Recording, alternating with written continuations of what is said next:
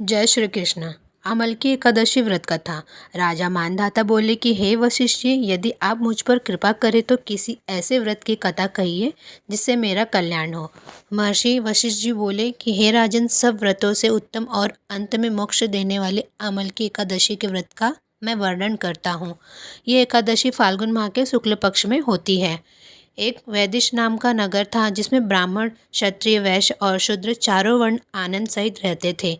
उस नगर में सदैव वेद ध्वनि गूंजा करती थी तथा पापी, दुराचारी तथा नास्तिक उस नगर में कोई नहीं था। उस नगर में चैत्ररथ नाम का चंद्रवंशी राजा राज्य करता था। वह अत्यंत विद्वान तथा धर्मी था। उस नगर में कोई भी व्यक्ति दरिद्र व कंजूस नहीं था।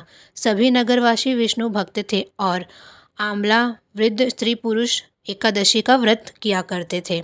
एक समय फाल्गुन मास के शुक्ल पक्ष की आमलकी एकादशी आई। उस दिन राजा, प्रजा तथा बाल वृद्ध सबने हर्षपूर्वक व्रत किया। राजा अपनी प्रजा के साथ मंदिर में जाकर पूर्ण कुंभ स्थापित करके धूप, दीप, नैवेद्य, पंचरत्न आदि से धात्री आंवले का पूजन करने लगे और इस प्रकार स्तुति करने लगे। हे धात्री, तुम ब्रह्मा स्वरूप हो, तुम ब्रह्मा जी द्वारा उत्पन्न हुए हो और समस्त पापों का नाश करने वाले हो। तुमको नमस्कार है। अब तुम मेरा अर्घ्य स्वीकार करो। तुम श्री रामचंद्र जी द्वारा सम्मानित हो। मैं आपकी प्रार्थना करता हूँ, अतः आप मेरे समस्त पापों का नाश करो। उस मंदिर में सबने रात्रि को जागरण किया। रात के समय वहाँ एक बहेलिया आया जो अत्यंत पापी और दुराचारी था। वो अपने कुटुंब का पालन जीव हत्या करके किया करता था। भूख और प्यास से अत्यंत व्याकुल बहेलिया इस जागरण को देखने के लिए मंदिर के एक कोने में बैठ गया और विष्णु भगवान तथा एकादशी महात्म्य की कथा सुनने लगा। इस प्रकार अन्य मनुष्यों की भांति उसने भी सारी रात जाकर बिता दी। प्रातःकाल होते ही सब लोग अपने घर चले गए तो बहेलिया भी अपने घर चला गया। घर जाकर उसने भोजन किया। कुछ समय बीतने के पश्चात उसे बहेलिया की मृत्यु हो गई।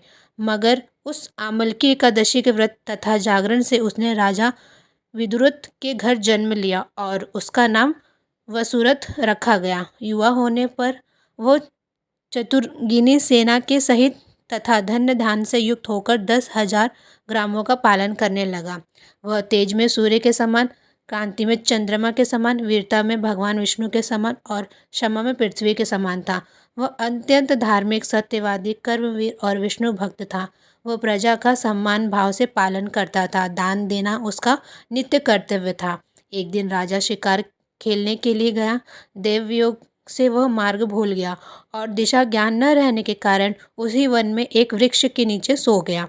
थोड़ी देर बाद पहाड़ी मलेच्छ वहां पर आ गए और राजा को अकेला देखकर मारो शब्द करते हुए राजा की ओर दौड़े। मलेच्छ कहने लगे कि इसी दुष्ट राजा ने हमारे माता, पिता, पुत्र, पौत्र आदि अनेक संबंधियों को मारा है तथा देश से निकाल दिया है, अतः इसको अवश्य मारना चाहिए। ऐसा कहकर वे मलेच्छ उस राजा को मारने दौड़े और अनेक प्रकार के अस्त्र शस्त्र उसके ऊपर फेंके।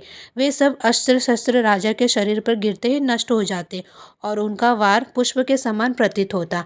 अब उन मलेच्छों के अस्त्र शस्त्र उल्टा उन्हीं पर प्रहार करने लगे, जिससे वो मूर्छित होकर गिरने लगे। वह स्त्री मलेच्छों को मारने दौड़ी और थोड़ी ही देर में उसने सब मलेच्छों को काल के गाल में पहुंचा दिया। जब राजा सोकर उठा तो उसने मलेच्छों को मरा हुआ देखकर कहा कि इन क्षत्रियों को किसने मारा है? इस वन में मेरा कौन हितैषी रहता है? वो ऐसा विचार कर ही रहा था कि आकाशवाणी हुई, हे राजा, इस संसार के विष्णु भगवान के अतिरिक्त कौन तेरी सहायता कर सकता है? इस आकाशवाणी को सुनकर राजा अपने राज्य में आ गया और सुखपूर्वक राज्य करने लगा। महर्षि वशिष्ठ बोले, हे राजन, यह आमलकी एकादशी के व्रत का प्रभाव था। जो मनुष्य इस आमलकी एकादशी का व्रत करते हैं वे प्रत्येक कार्य में सफल होते हैं और अंत में विष्णु लोक को जाते हैं। इस एकादशी में आंवले के पेड़ की पूजा की जाती है। जय श्री कृष्ण।